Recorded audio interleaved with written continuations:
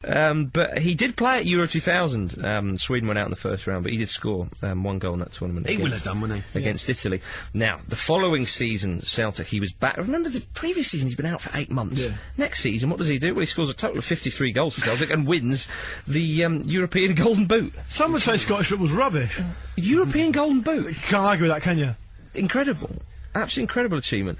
And then, of course, when he was at Celtic as well, he helped them reach the UEFA Cup final against Porto, where they lost 3-2. He scored 2 goals. He said it was the worst moment of his career. He said it was worse than breaking his leg. He was so gutted after that final. Yeah. Now, I can remember watching that final.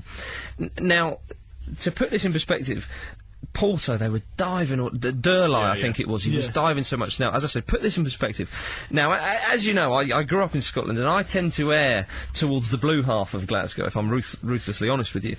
And I had a bet on Porto winning, and I was watching that game, and I wanted Celtic to win. You know, because it was just ridiculous. And they took so many fans as well, didn't they? Yeah, they did. They were fantastic, and Porto were a disgrace the way some of their players. That is for Celtic to get to the what for my final as well. For what, to get me supporting them? That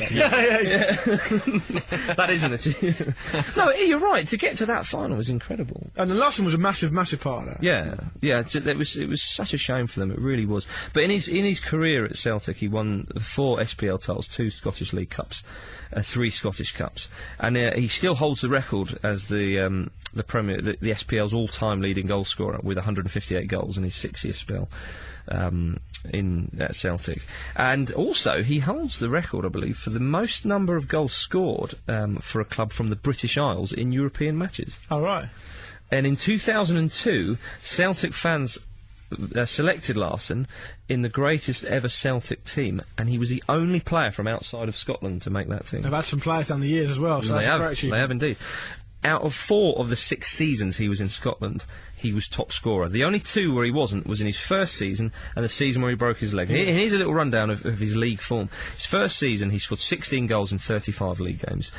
Second season, 29 league goals in 35 league games.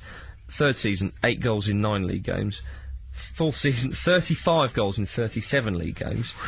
Following season, 29 in 33, 27 in 35, 30 in 37. I wouldn't be being surprised if when he broke his leg, the bit of leg that flew off went in the goal. Just scored just kicked the ball. He kicked the ball. Yeah.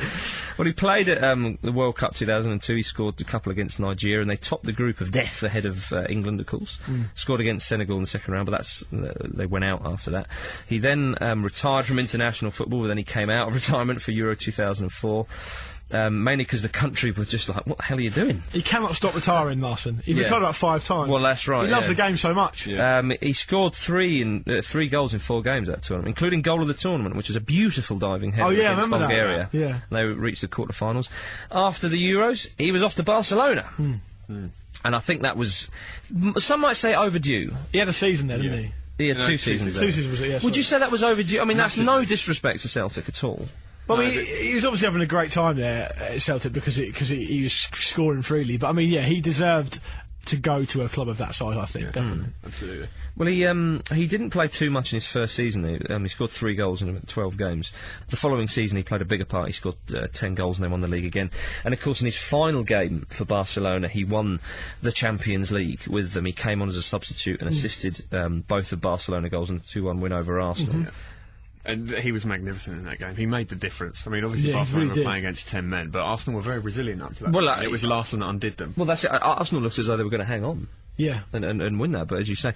And Ronaldinho said, when Larsson was due to leave Barcelona, he said, with Henrik leaving us at the end of the season, this club is losing a great goal scorer, no question, but I'm losing a great friend. Henrik was my idol, and now that I'm playing next to him, it is fantastic. Ronaldinho. Big shout. Ronaldinho Big shout. said that. And Ronaldinho was probably the best player in the world when he said that. Yeah. So it's quite something. He played at World Cup 2002 when they reached the second round. His only goal was, of course, the last-minute equaliser against England in the 2-2 draw. But he became only the 6th player to score 3... in 3 World Cups? He'd score in 3 World Cups, of course. And he played, again, he came out of retirement for a second time, playing at Euro 2008.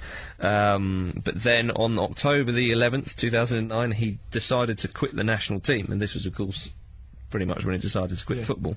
But after Barcelona, he did rejoin his hometown team, Helsingborg, once again. But shortly after signing for them, he was loaned out to Manchester United. He scored 3 goals for United. About 7 or 8 games, was it? I think it was about 10 or 12. Was it, yeah? Masterstroke that was from Ferguson. Yeah. Well, they needed someone to just come in and fill the time there, and he didn't just do that. I mean, Ferguson wanted him to stay after. Yeah, that's right, yeah. And what was nice, he was given special dispensation by the league to receive a Premier League winners' medal, because he hadn't played the required 10 games, so he's got a Premier League winners' medal. Oh, cracking, that's good. And then back at Helsingborg, he did he played the rest of his time there, and which of course finished very recently. He broke his kneecap there, so he had so many harsh injuries, and he came back from them. Strongly. He wasn't a player that was hampered by those injuries. That's right. Which is incredible, really, considering he did have a lot of nasty ones. Especially as it can affect you psychologically as well as physically as well. Completely. So he has said he'd like to move into coaching at some point, but he has said that he wants to get involved in floorball. Oh yeah, I've seen that. Yeah, it's like a hockey style game. It's an odd game. Yeah. But Helsingborg have announced that they are going to retire the number 17 shirt. Oh really? No. Maybe he'll put floorball on the map. Well, who knows? Yeah. It'll be the first player to break his face doing it. Yeah, exactly. He did actually score against Celtic for Barcelona, didn't he? Did, in the Champions League. It was really... Did he celebrate? No, he didn't, but sadly he was booed. I thought that was really, really sad. Yeah. It was only from a small section of the crowd, and he made it so clear that he wasn't celebrating. It was a lovely finish. It was just... Yeah. It's silly. Odd. Yeah. Do you remember that lob against Rangers, I think it was? Beauty. Was it? It was an absolute stunner, that was, wasn't it? The keeper was knowingly lobbed that. Yeah, he was, yeah. Would have happened to me in goal. Oh, yeah, but I shall end with a quote, and this is what Thierry Henry said after the Champions League final itself, which was really kind of one of the big highlights of his career, coming on and changing the game on the world stage, because often so many people, especially, English fans, said, well, he's good in Scotland, but is he really that good, and so on, and he shut everybody up in that game, and Thierry Henry said, after the final, people always talk about Ronaldinho, Eto'o, Huli and everything, but I didn't see them today. I saw Henrik Larsson. He came on, he changed the game. This is what killed the game. Sometimes you talk about Ronaldinho and Eto'o and people like that. You need to talk about the proper footballer who made the difference, and that was Henrik Larsson tonight. And with that, he's in the Dean Hall of Fame. Well done. Get in there.